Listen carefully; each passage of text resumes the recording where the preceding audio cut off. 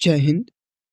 तो आज हम पुष्यभूति और वर्धन वंश से 35 महत्वपूर्ण क्वेश्चंस करवाएंगे, वो भी एमसीक्यू के माध्यम से। तो आप लोग वीडियो को शुरू से लेकर अंत तक जरूर देखिएगा। बुक की बात करें तो Khan sir pocket GK book को अभी हम लोग कंप्लीट कर रहे हैं और ये ऑल कम्पिटिटिव एग्जाम बूस्टर है, ठीक है। यानी इसे आप कंप्लीट कर लीजिएगा तो आपका अच्छा खासा स्कोर आने लगेगा, यानी कि आप एग्जाम भी क्लियर कर सकते हैं, ठीक है।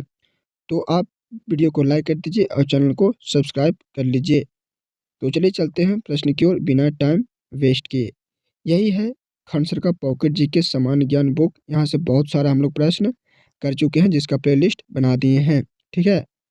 और यहाँ होता है हर किताब का दैंड, तो आप भी हमारे साथ जुड़ के हर किताब का दैंड कर सकते हैं, ठीक है।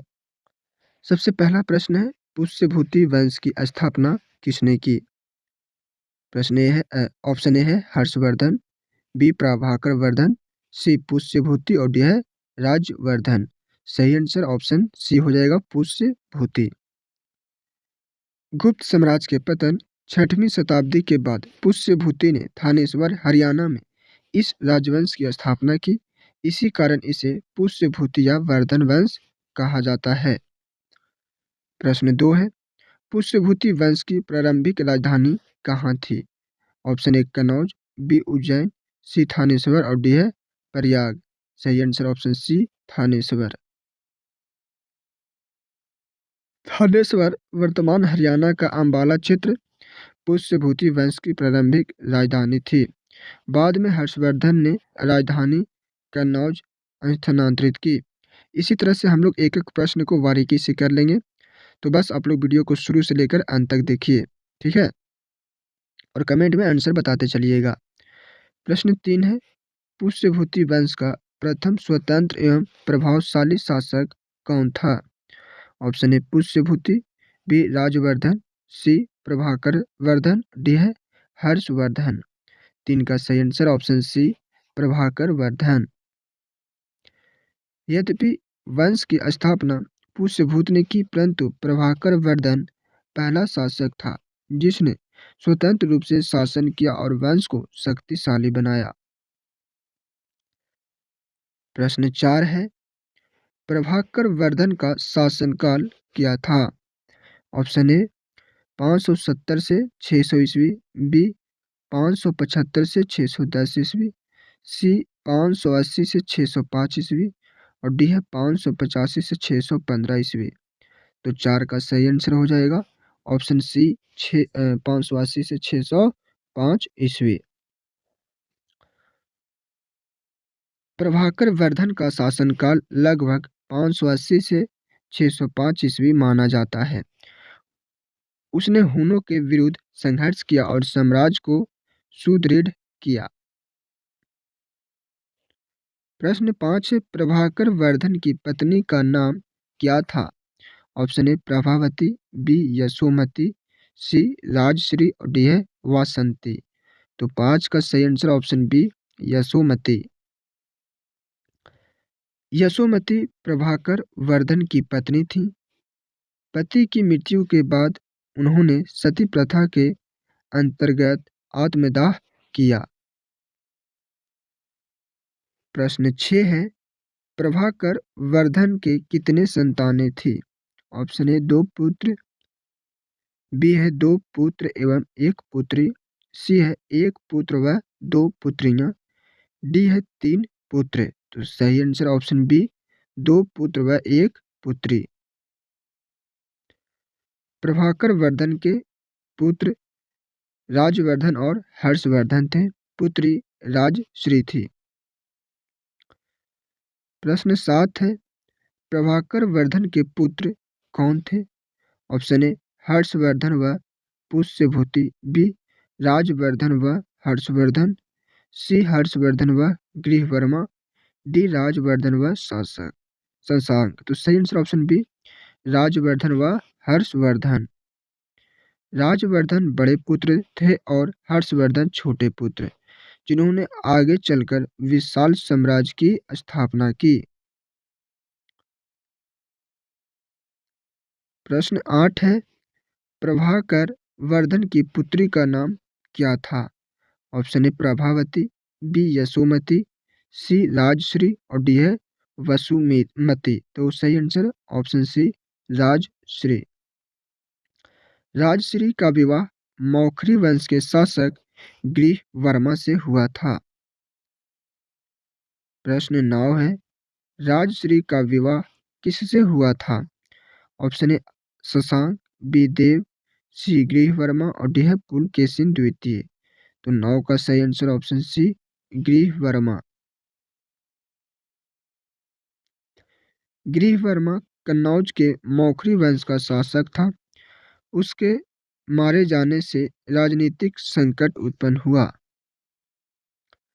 प्रश्न 10 है, प्रभाकर वर्धन की मृत्यु के बाद यशोमती ने क्या किया? ऑप्शन ए संन्यास लिया, बी शासन संभाला, सी आत्मदाह किया और डी है प्रयाग चली गई। सही आंसर ऑप्शन सी आत्मदाह किया। यशोमती ने पति की मृत्यु के बाद सती प्रथा का पालन करते हुए आत्मदाह कर लिया। प्रश्न 11 है, ग्रीव वर्मा की हत्या किसने की? Option A Shashank, B Dev, सी शशांक व देव मिलकर और डी है हर्षवर्धन। सही आंसर ऑप्शन सी शशांक व देव मिलकर किया। ग्रीव वर्मा मौखरी वंश की हत्या गौड़ शासक शशांक और मालवा के शासक देव ने मिलकर की। इससे वर्धन वंश को बड़ा आघात पहुंचा। प्रश्न 12 है, राजवर्धन की हत्या किसने की? Option A Dev, B Shashank, C Pulakeshin द्वितीय और डी है नरसिंहवर्मन प्रथम। सही answer option B Shashank. Rajvardhan ने बहन राजश्री का बदला लेने के लिए अभियान चलाया, परंतु शशांक ने छलपूर्वक उसकी हत्या कर दी। प्रश्न 13 है, शशांक किस क्षेत्र का शासक था? Option A Magadh, B Malwa, C Gaur यानी बंगाल और ऑप्शन डी कन्नौज। सही आंसर ऑप्शन सी गौड़ यानी बंगाल का। शशांक गौड़ यानी आधुनिक बंगाल का शक्तिशाली शासक था और हर्षवर्धन का प्रमुख शत्रु था। प्रश्न 14 है, शशांक किस धर्म का अनुयायी था? ऑप्शन ए बौद्ध, बी जैन, सी वैष्णव और डी है शैव। तो 14 का सही आंसर ऑप्शन डी शैव। शशांक कट्टर शैव था और उसने बौद्ध धर्म के विरुद्ध कार्य किए। प्रश्न 15 है, शशांक ने किस पवित्र वृक्ष को कटवाया? ऑप्शन ए पीपल, बी अशोक, सी बोधि वृक्ष और डी है बरगद। सही आंसर ऑप्शन सी बोधि वृक्ष। बोधगया स्थित बोधि वृक्ष को कटवाने का आरोप शशांक पर लगाया जाता है, जिससे बौद्ध समुदाय में आक्रोश फैला। प्रश्न 16 है, हर्षवर्धन किस आयु में राजा बना? ऑप्शन ए 14 वर्ष, बी 15 वर्ष, सी 16 वर्ष और डी है 18 वर्ष। सही आंसर ऑप्शन सी 16 वर्ष।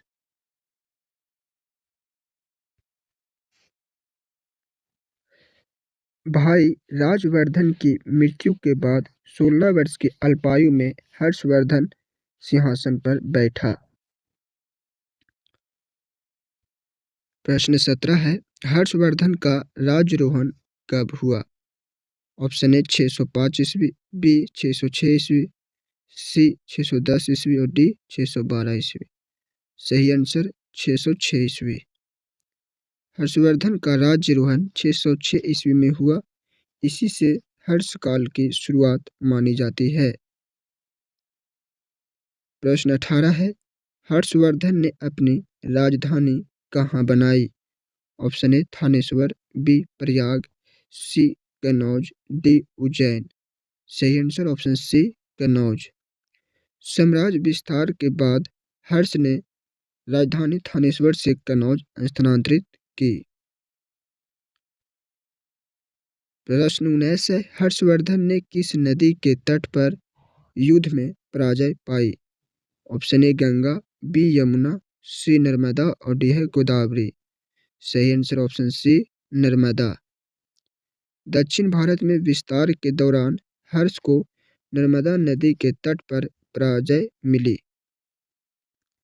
प्रश्न 20 है, हर्षवर्धन को किसने पराजित किया?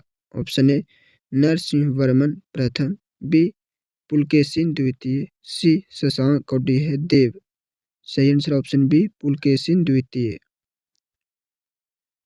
बादामी चालुक्य शासक पुलकेशिन द्वितीय ने हर्ष को पराजित कर नर्मदा को उत्तर दक्षिण सीमा बनाया। प्रश्न 21 है, हर्ष पुलकेशिन युद्ध का वर्णन किस अभिलेख में है? ऑप्शन ए इलाहाबाद स्तंभ लेख, बी नासिक अभिलेख, सी ऐहोल अभिलेख और डी है भीतरी अभिलेख। सही आंसर ऑप्शन सी ऐहोल अभिलेख। यह युद्ध रविकृति द्वारा रचित ऐहोल अभिलेख में वर्णित है। प्रश्न 22 है, हर्ष के समय मथुरा किसके लिए प्रसिद्ध था? ऑप्शन ए हथियार, बी मिट्टी के बर्तन, सी सूती वस्त्र और डी है रेशमी वस्त्र।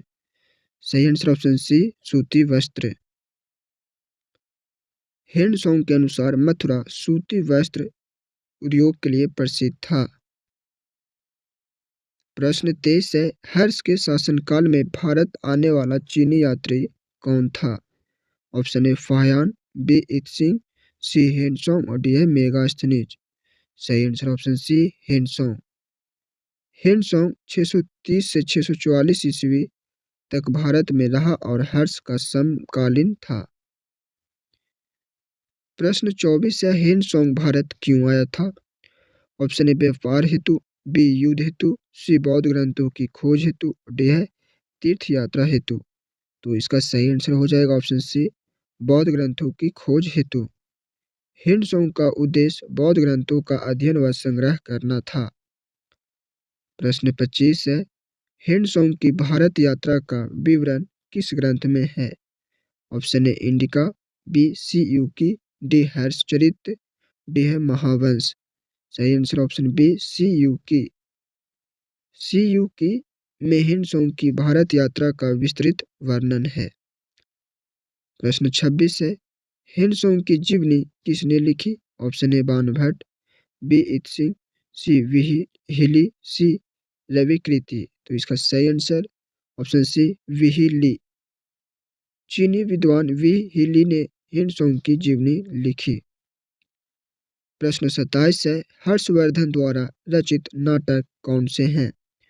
Option A Mrichchhakatika, B Abhijnana Shakuntalam, C Nagananda Ratnavali Priyadarsika, D है कदम्बरी। सही आंसर ऑप्शन सी हो जाएगा नागानंद रत्नावली और प्रियदर्शिका। हर्ष स्वयं संस्कृत नाटककार था और उसने ये 3 प्रसिद्ध नाटक लिखे। प्रश्न 28 है, हर्ष का दरबारी कवि कौन था? Option A Kalidas, B Ravikirti, C Banabhatta और ऑप्शन डी अश्वघोष। सही answer option C Banabhatta. Banabhatta Harsha का दरबारी कवि और इतिहासकार था। प्रश्न 29 है, बाणभट्ट द्वारा रचित ग्रंथ कौन से हैं?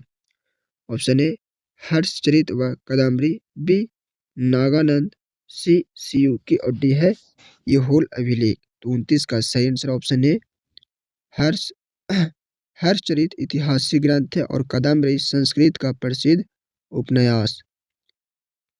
प्रश्न 30 है, हर्षवर्धन के समय कृषि का कितना था? ऑप्शन ए 1/4, 1/5।